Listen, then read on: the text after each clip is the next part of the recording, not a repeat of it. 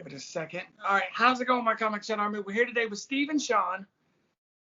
I don't even know the name of y'all's book. Sorry. We got Steve over here to my left and Shawn above me. All right, so what's y'all's roles in this book? It is Epic Tavern's Tales from the Fantastical Crimes Unit. I am Shawn French, the writer of the series. And I am Steve Mardo, artist on the series. All right. So how did both of y'all meet? Through Joe Schmalke, who runs Scoutcomics Black Caravan imprint. I've been editing comics through them since they started. It's been 2 years now.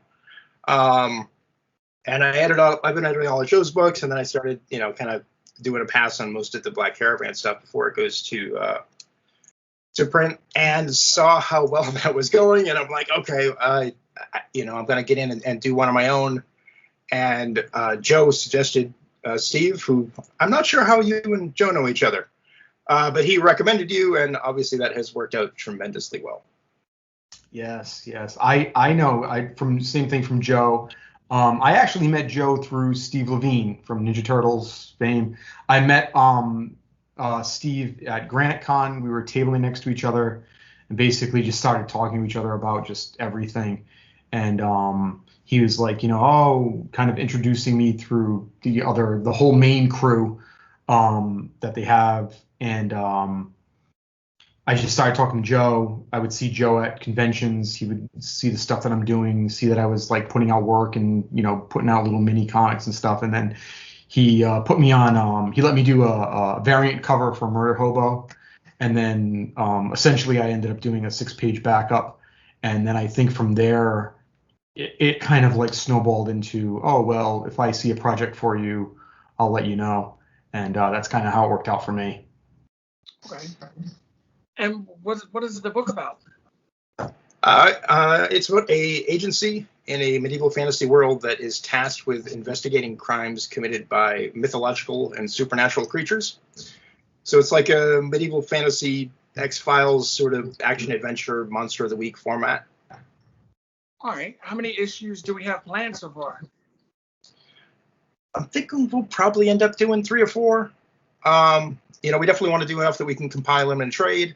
The issues themselves are designed, that it's each issue is one case, kind of start to finish. So they're designed, you could pick them up in any order and still enjoy them, even though there are, a couple running threads through the series as well.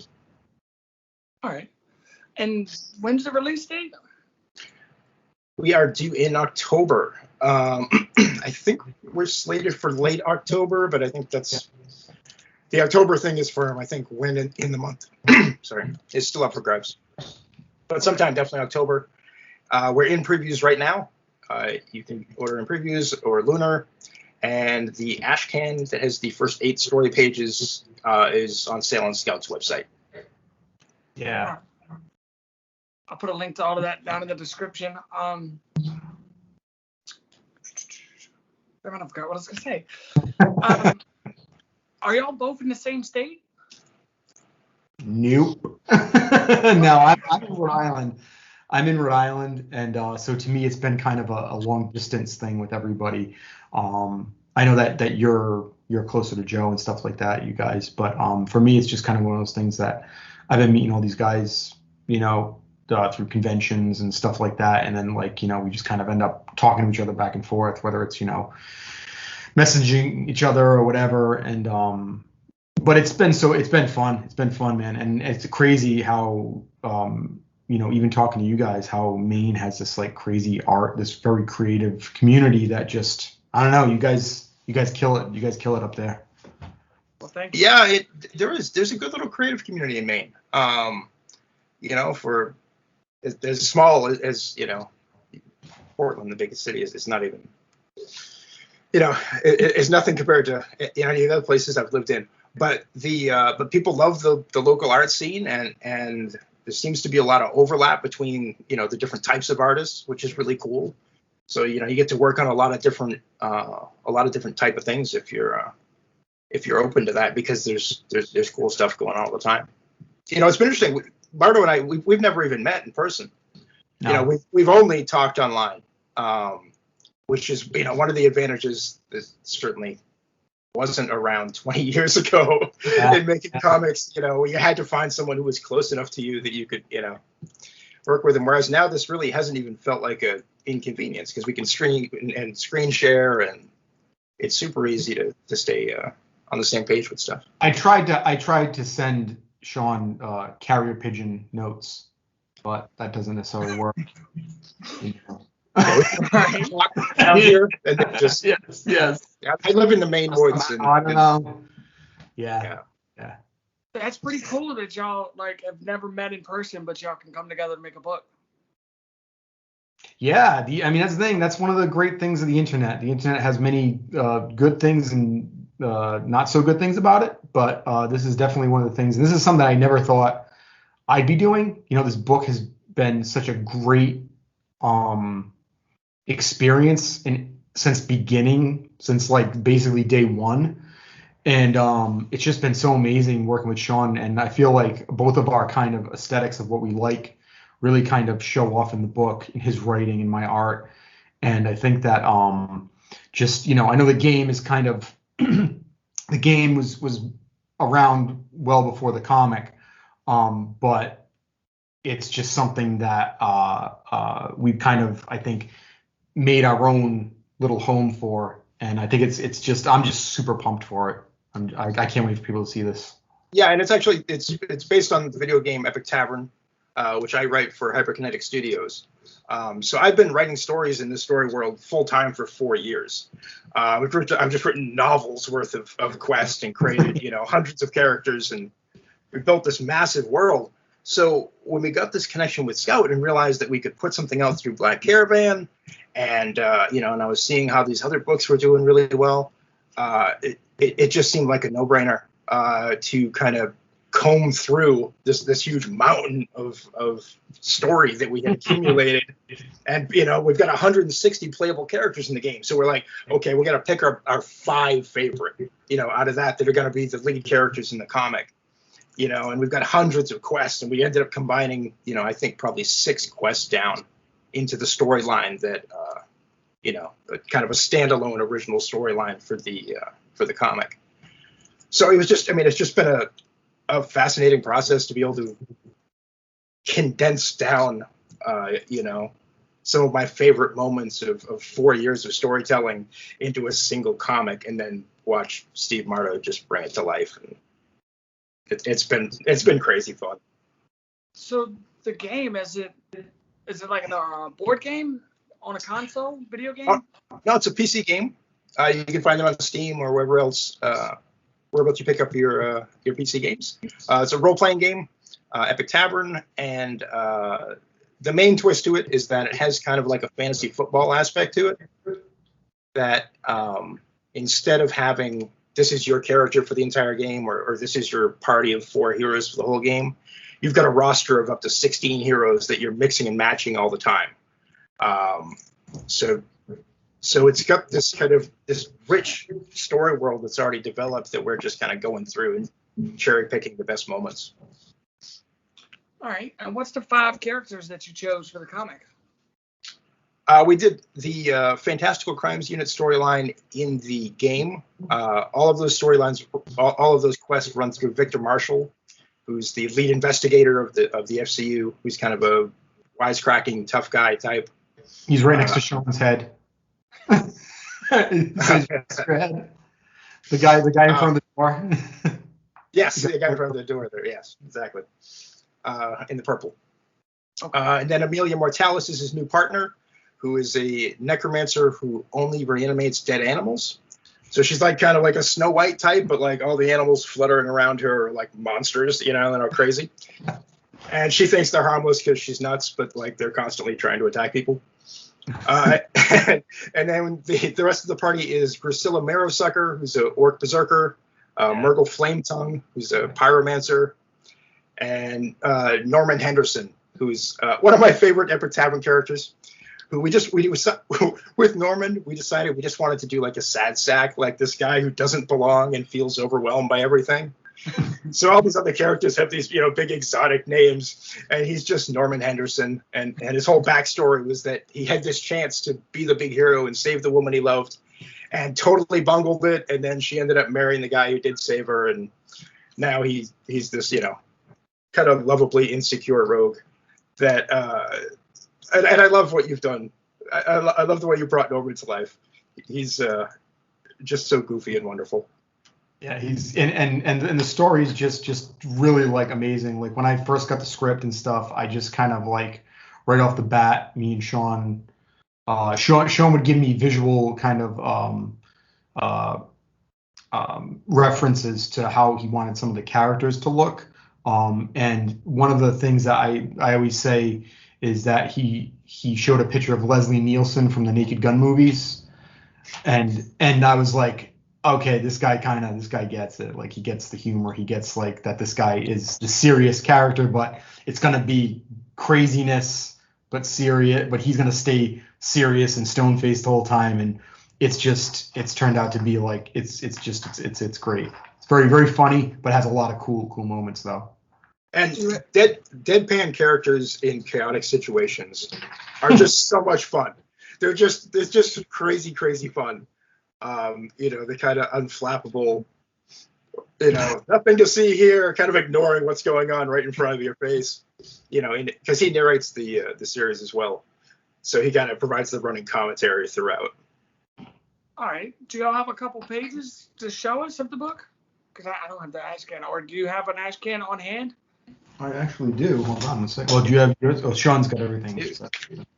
Yes, this is the Ashcan that is. Oh, so little we can. Oh yeah, my background is. Your background looks like a one.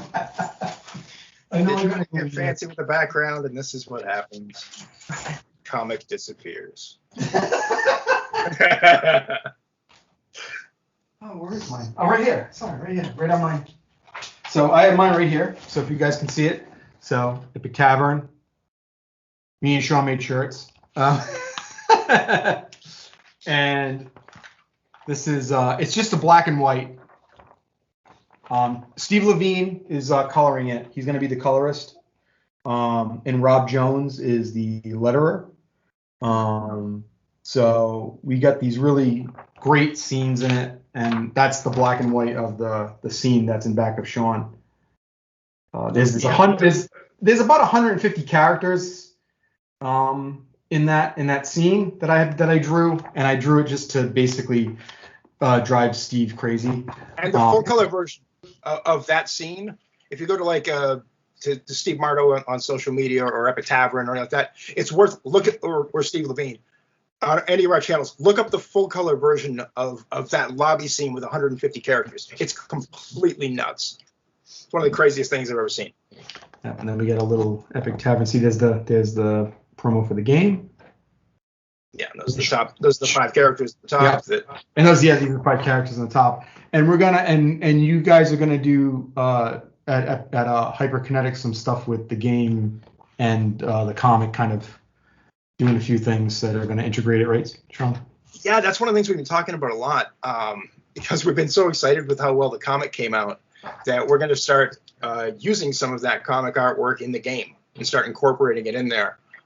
We think we're going to have Steve probably do up hand-drawn portraits for all 160 of the unique playable characters in the game. Wow. Because what I did as soon as we got these sketches in, first thing I did was go to grab a screenshot from inside Epic Tavern of the character sheets and superimpose the hand-drawn images on there so I could show everybody and look at the difference that makes. And everybody agreed. They're just like, oh, yeah, we have to do that. So, and another thing we're talking about is actually using some of the panels in the game that we might have some little pop-up scenes that pop up as comic book panels that you can scroll through and interact with, because we have all this great content, and a lot of the stories from our first issue come directly from the comic, come directly from the game. So we have moments where these characters already appear that we now have this artwork for it. Why not add a little pop-up that shows us that character? Mm-hmm. It's just the crossover elements, the comic makes the game better, and the game makes the comic better. Yes. And they just kind of build on each other, and it's a lot of fun. So if no one's ever played the video game, they would be okay to pick up the book? Totally. Yeah, it's designed that way intentionally. People who've played the game, obviously, they're going to catch some references and they're going to recognize all the characters, but it's completely designed that you don't have to even know the game exists to enjoy the comic. That's one of the advantages of the Monster of the Week. You can pick up any issue in any order, knowing nothing about the comic or the game, and get a full start to finish story that you can enjoy. All right. Are you going to do like a digital bundle of like the game and the comic when it comes out? Ooh. Well, those are certainly things we're looking at. All right. I suspect we'll be doing some stuff there, or we're gonna have. Trying to think what I can get away with saying. Hyperkinetic Sniper Studios, the company I work for that makes Epic Tavern, is commissioning their own cover for the comic as well. So we're going to have a physical one there. I can't say anything about the artist yet, but I'm crazy excited. So we'll probably, once we have those in, I'm sure we'll find ways to do some bundles that you get the game and a physical copy of the comic and that sort of thing. Yeah, there's so much to this that like me and Shawn just want to like tell the world, but we can't yet. But there's so many things that we have for this. This is just like we were saying, like what we have so far is literally just the tip of the iceberg. There's just like so much more that's going to come out in the next few months and when the launch with everything. So it's going to be. I'm super excited just even for the other artists who are going to be attached to some of the things. It's like dream come true stuff. So it's really cool. Yeah, I mean, that's one of the cool things about the way Scout does things, and Black Caravan in particular, where they have this relationship with stores where they get a lot of different covers and a lot of variants and store-specific covers and stuff, is that if you put out a series through them and it does well, then you get to see all these different artists do their take on your characters, where you kind of send them over a packet of info that's got breakdowns on characters and concept art. But it's really their interpretation of it. They're going through the material, they're reading through the comic, and they're seeing what connects to them. And it's really interesting to see what all these different artists gravitate towards, and which characters they choose to spotlight in their cover, and and those are. I mean, you got to know you designed. These characters existed in Epic Tavern, but mostly in text. You did all the actual visual character designs of these characters. So how does it feel knowing that like there's artists right now kind of going through all your designs trying to decide what to do? Some of these people are people that I'm even, I can't say names, but it's really cool. Like I love interpretation. I love when other people do when they draw other artists' creations. I think that's like the coolest thing. Like that's one of the things that, with Ninja Turtles, they had the original Ninja Turtles with Kevin Eastman and Peter Laird, and then you have like Simon Bisley do stuff, and then you have all these other different artists that just kind of like take on these turtles and kind of and even just in mainstream comics like Spider-Man stuff, you have different people who do their interpretations of Batman and stuff. So like I always thought that was super cool. So for me to actually design these characters and then have them handed off to other people and do like a Purple Monkey dishwasher and see what happens, it's gonna be just like it's blowing my mind already. So it's really cool. So where can people get up-to-date news about the book? You can follow Epic Tavern on any of the social media channels. Follow Steve Mardo. I've recently caved in and I'm doing the Twitter thing. I mean, at the Shawn French. I'm not happy about it, but I'm reluctantly taking part finally in Twitter. All right. But yeah, Epic Tavern, we have updates there. We also do Twitch streams, Twitch and Discord talks with Epic Tavern, where every Monday night, Tomo Moriwaki, who was the creative director on Spider-Man 2, he's one of the founders of Hyperkinetic Studios. He and I do an open dev chat on Twitch every Monday night at 7:00 on Epic Tavern's channel, where we just talk about storytelling and narrative design and game design and I mean, Tomo is just is a legend. He's one of the best game designers ever. And he's just like there every week, and you can just ask him questions in chat, and we'll bounce ideas around. And then every Thursday at 1:30 p.m. on Epic Tavern's Discord channel, we just do an open dev chat. It's just an open discussion, me, Tomo, and whoever stops in. And we talk game design, we talk, writing and storytelling, or, whatever people want to talk about that day. All right. Well, thank you, gentlemen, for taking the time to come talk with me. Thank you so much for having us. Welcome, sir. This has been great. Yeah. Thank you. What? You mean you haven't subscribed to Comicchatauthority? Oh, come on. Subscribe already. What are you waiting for? It's no big deal. Like, man, don't forget to tell him to hit that like button. Yeah, that too. Just subscribe.